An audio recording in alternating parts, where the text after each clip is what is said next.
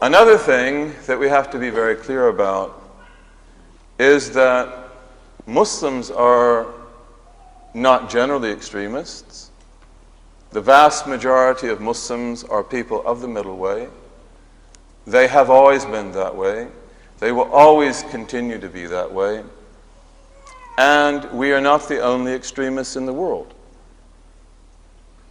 There are Jewish extremists, no question about that. There are Christian extremists, no questions about that. There are Hindu extremists.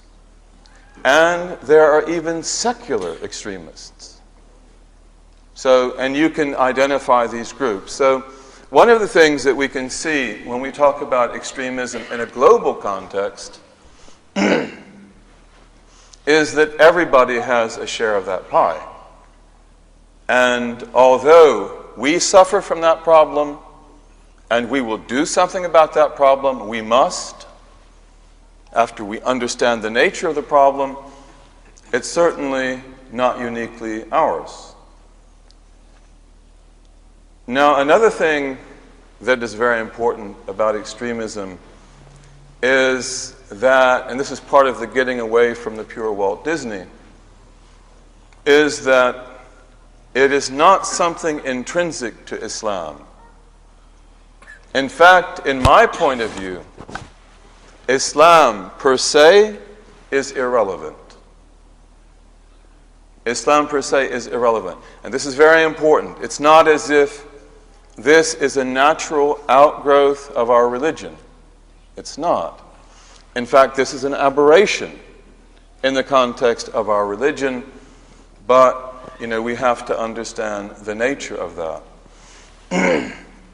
Now, if we look at Jewish extremism, Christian extremism, Hindu extremism, secularist extremism, and Muslim extremism, we'll see that they have certain things in common.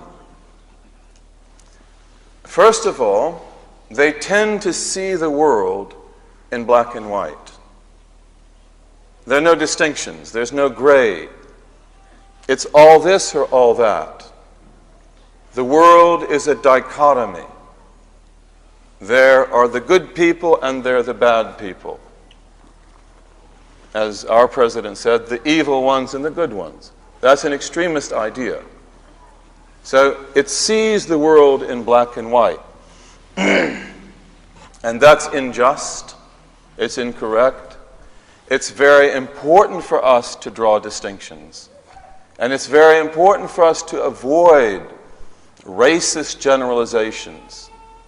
We need to distinguish, as our Prophet taught us, sallallahu alaihi wasallam, between those who are good and those who are bad, those who are evil and those who are not, those who befriend us and those who do not befriend us. The world is not black and white. Another thing about the extremist groups, Jewish, Christian, Muslim, secularist, Hindu, is that there's very strong allegiance to the group itself, and usually antipathy to the other. And this is actually part of that black-white phenomenon. So my group is right, and everything else is wrong. If you're in my group, you're right. And if you're not in my group, you're wrong. And again, we see this among some of our community, and you'll see it among extremist groups in all the camps.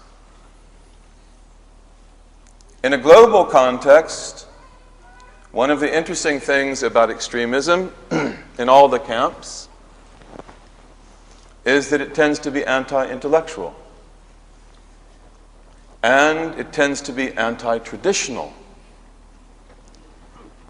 Even for us and for Christians and for others, it tends to be anti-theological. In other words, it's not interested in the tradition as such. It's not interested in the classical tradition as such. It wants a quick fix, and it focuses on particular issues. It doesn't go into great depth. often in extremist groups, there is a spirituality. If there were not a spirituality, they wouldn't be able to continue. They wouldn't be able to hold together. But that spirituality is a direct personal spirituality that comes from association with the group and the empowerment that comes from the group. In other words, again, it's not a traditional, if you will, theologically based spirituality. For us, it's not a traditional type of spirituality.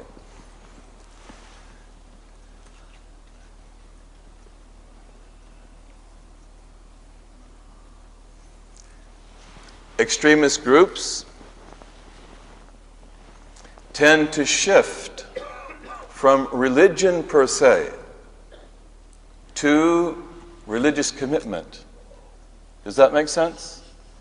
In other words, it's not like the traditional way of imbibing the tradition, believing in the tradition, taking on the tradition, but the issue becomes commitment, and usually commitment to a cause.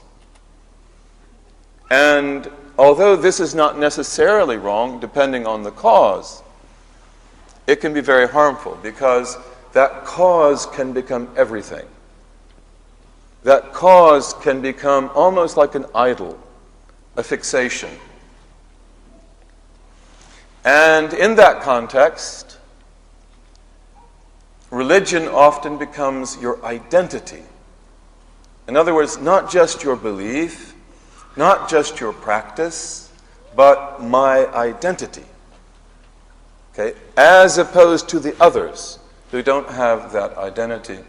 And often, especially in a global context, it gives me an identity in a faceless world.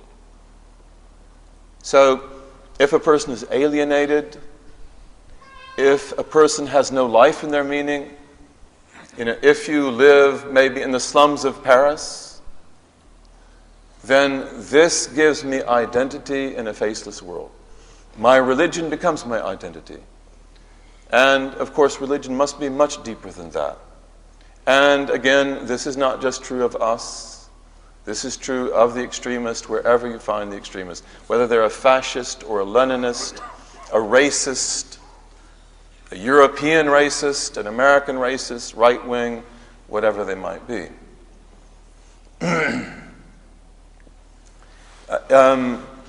Extremism often expresses itself in a personal quest for immediately accessible knowledge. In other words, pamphlets.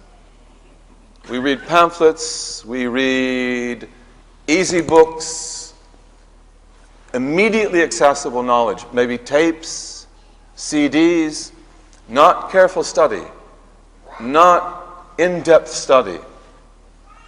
And often, this is in defiance of authority. I mean by that, in defiance of traditional authority, of the schools, the tradition, the teachers. As one of the great scholars that I knew in Morocco used to say, who was a great hadith scholar, he would say that I studied hadith all my life. I studied Islam all my life. And a young man who doesn't even pray goes into the movie theater, comes out, buys a pamphlet, and the next day he's calling me a kafir. So this is an example of the quick fix. In other words, immediately accessible knowledge, and then defiance of authority. That you who've studied Islam all your life, and your grandfather studied it, and it's like, I can condemn you in 5 minutes because I read this pamphlet and I saw that what you're doing doesn't suit that. And again, we're not just talking about ourselves. This is typical of extremism wherever you find it. So therefore, the religiosity in extremism is often personal experience, as I said before, and not legacy. It's not legacy.